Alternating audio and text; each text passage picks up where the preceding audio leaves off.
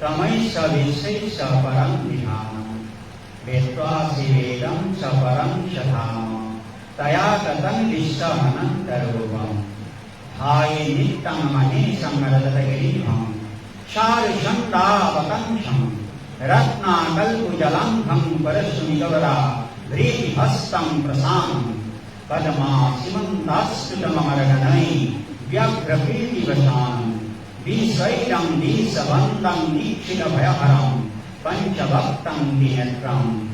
हे प्रभु देवादेव महादेव, এই সমূহ ভক্তবান ৰাইজৰ হৈ আপোনাৰ দুখানিচৰণত ৰাজহুৱাভাৱে এগছি ঘৃতপ্ৰদীপ প্ৰজ্বলন কৰা হৈছে আৰু লগতে আপোনাৰ সন্তুষ্টিৰ কাৰণে এভাগী প্ৰাৰ্থনা নিবেদন কৰা হৈছে। এই দুইভাগ আপুনি মোৰ হৈ অনাপন্ন কৰক আৰু ভক্তসকললৈ আশীষ প্ৰদান কৰক।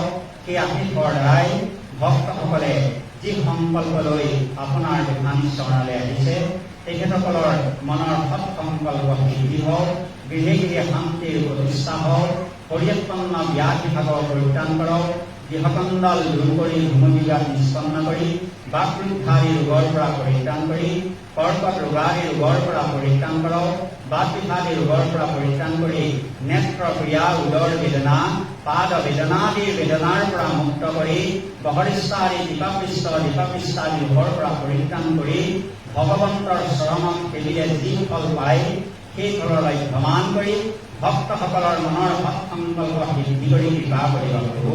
আৰু লগতে আমাৰ মন্দিৰৰ সমূহ সদস্যবৃন্দৰ প্ৰতিও আপুনি আশীষ কৰক।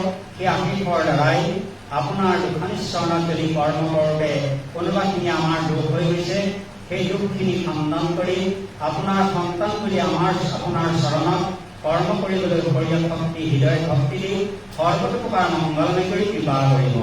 সৰ্বে ভৱন্তু সুখিনঃ সর্বে শান্তু নিরাময়া সর্বে ভদ্রাণি পশ্যন্তু মা কশ্চিৎ দুঃখভাগ ভবে।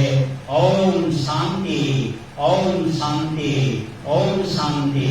আর সকলে ওলাই দিব।